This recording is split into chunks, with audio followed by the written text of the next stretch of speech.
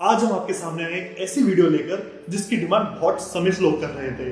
तो क्या होता है कि जब आप एक बाथरूम बनाते हैं, वहां जाहिर सी बात है आपको एक सीट लगवानी पड़ती होगी। अब उस सीट पे आपके पास दो ऑप्शन होते हैं, या तो एक फ्लोर माउंटेड सीट लगवाएंगे जो फ्लोर के ऊपर टिक जाती है, एक वॉल माउंटेड सीट लगवाएंगे जो वॉल पे लगा दी जाती है। अब इन दोनों सीट के अपने अपने फायदे, अपने अपने नुकसान हैं, लेकिन आपको कौन सी लगवानी चाहिए ये निर्भर करता है इस चीज पर कि क्या इनके फायदे आपकी जरूरतों से मेल खाते हैं या नहीं। और इसी चीज को हम आज की वीडियो में डिस्कस करेंगे। लेकिन हमेशा की तरह आगे बढ़ने से पहले आज का सवाल यह है कि एक स्टैंडर्ड टॉयलेट सीट की हाइट कितनी होती है? 10 से 12 इंच, 15 से 17 इंच, 20 से 22 इंच या फिर 25 से 26 इंच? अगर आपको जवाब आता है तो प्लीज नीचे कमेंट जरूर करें। अगर नहीं आता तो वीडियो के आखिर में मैं आपको जवाब जरूर दूंगा। तो चलिए चलते अपने वीडियो की तरफ। हम वॉल माउंटेड और फ्लोर माउंटेड को इन बातों पर परखेंगे। पहला है अपीयरेंस, यानी देखने में कैसे लगती है। दूसरा है हाइट एडजस्टमेंट, यानी किसको किस ऊंचाई पर लगाया जा सकता है। तीसरा है प्राइस, यानी कीमत। चौथा है स्पेस रिक्वायर्ड, यानी किसको लगाने के लिए कितनी जगह चाहिए। पांचवा है क्लीनिंग, यानी सफाई किसकी आसानी से की जा सकती है। छठा है इंस्टॉलेशन, यानी किसको कैसे लगाया जा सकता है। सातवां है रिपेयर, यानी अगर कोई दिक्कत आ गई तो उसको ठीक करना कितना आसान होगा। और आठवां और आखिरी है नॉइज, यानी शोर। तो कुल मिलाकर 8 बिंदु के बारे में हम बात करेंगे और दोनों सीट्स को देखा जाएगा कि कौन कहां पर बेहतर परफॉर्म कर रहा है। तो सबसे पहले बात करते हैं अपीयरेंस की, यानी देखने में कौन सी कैसी लगती है, जो 8 में से सबसे पहला बिंदु है। अपीयरेंस के मामले में बिना किसी डाउट के वॉल माउंटेड सीट आगे निकल जाती है फ्लोर माउंटेड के मुकाबले।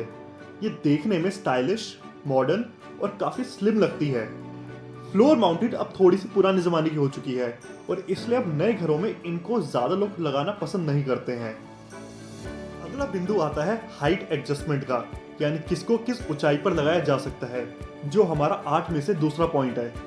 तो वॉल माउंटेड यहाँ भी आगे निकल जाती है, क्योंकि यहाँ पर हम हाइट को एडजस्ट कर सकते हैं अपने हिसाब से।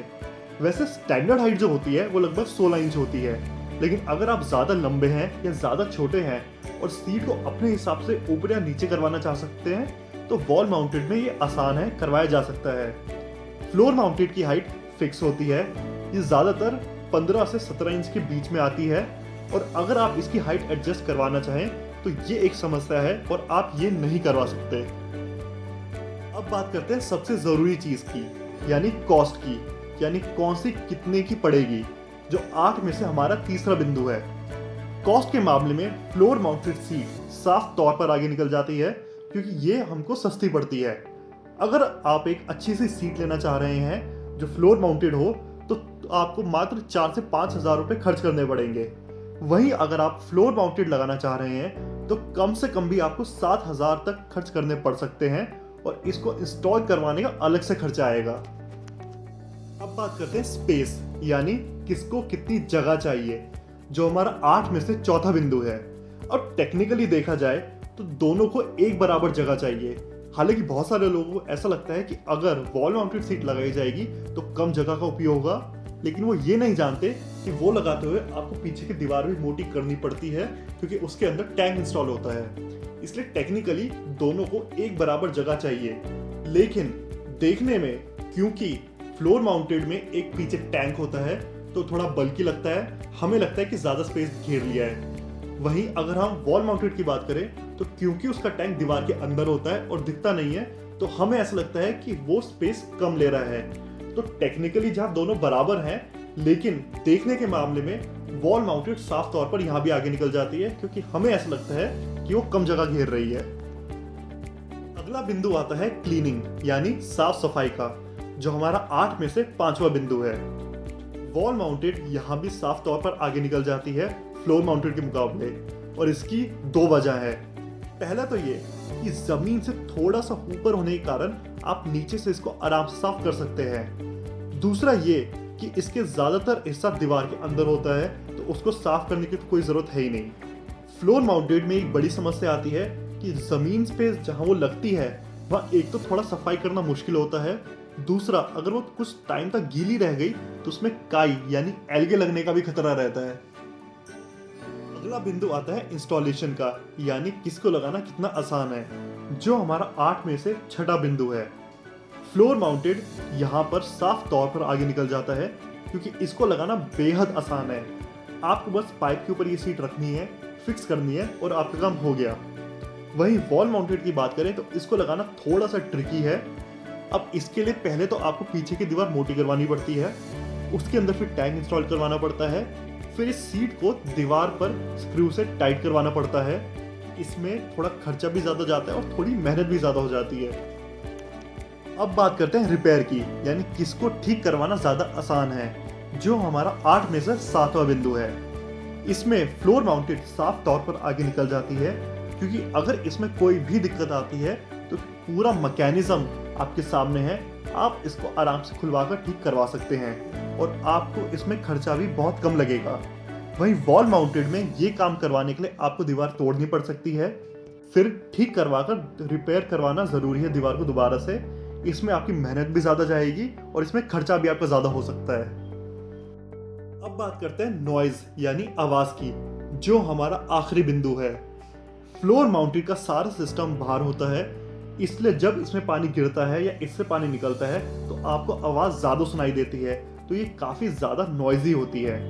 वॉल माउंटेड में ऐसा नहीं होता, उसमें सारा सिस्टम दीवार के अंदर होता है, तो चाहे टैंक में पानी आए या टैंक से पानी जाए, दीवार काफ़ी हद तक उस आवाज़ को रोक लेती है और इसलिए आपको यहाँ पर ज़्यादा शांति मिलती है और ये सीट आवाज़ कम करती है। अब क्योंकि सारे पॉइंट हमने कवर कर लिए हैं तो एक बार कंक्लूजन देख लेते हैं।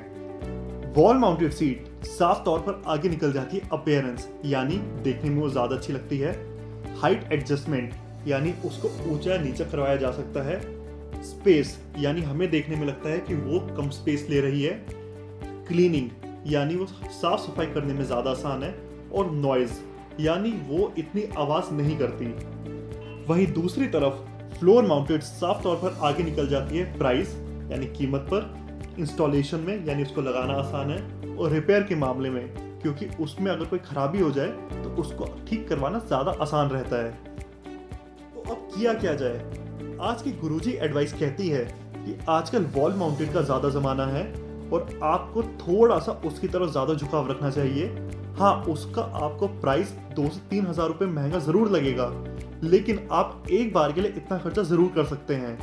वैसे भी क्या आप जानते हैं कि एक आम इंसान अपनी लाइफ के 1.5 साल बाथरूम में निकाल देता है। अब जहाँ पर आपको पूरी लाइफ के 1.5 साल निकालने हैं, वहाँ एक बार में 2 से 3 हज़ार रुपये एक्स्ट्रा खर्चा करने में इतनी कोई बड़ी बात नहीं है। हाँ, लेकिन बहुत सारे लोगों की एक कंप्लेंट ज़रूर रहती है कि अगर वो वॉल माउंटेड लगवा भी ले तो उसमें रिपेयरिंग का बड़ा सरदर्द होता है। छोटी से छोटी दिक्कत आई तो आपको दीवार तोड़कर टैंक बाहर निकलवाना पड़ता है। इसके लिए आजकल मार्केट में एक नया सॉल्यूशन आया है, जिसको हम कहते हैं मेट्रोपोल फ्लश वेल्व। अब इसके बारे में मैं इस वीडियो में ज़्यादा नहीं बताऊंगा, इसका लिंक आपको नीचे डिस्क्रिप्शन में मिल जाएगा, क्योंकि एक अलग वीडियो है। तो इसमें होता क्या है कि आप अपनी पानी की टंकी से सीधे एक पाइप अपनी सीट में लेते हैं और ये वॉल्व आप उस पाइप में लगा देते हैं। तो जैसे ही आप इस वॉल्व को दबाते हैं तो आपकी जो मेन टंकी है जो छत पर रखी होगी, उसमें से पानी आकर सीधे सीट में गिर जाता है। तो आपको दीवार के अंदर कोई टैंक इंस्टॉल ही नहीं करवाना पड़ता और उसके बावजूद आप एक वॉल माउंटेड सीट लगवा सकते हैं।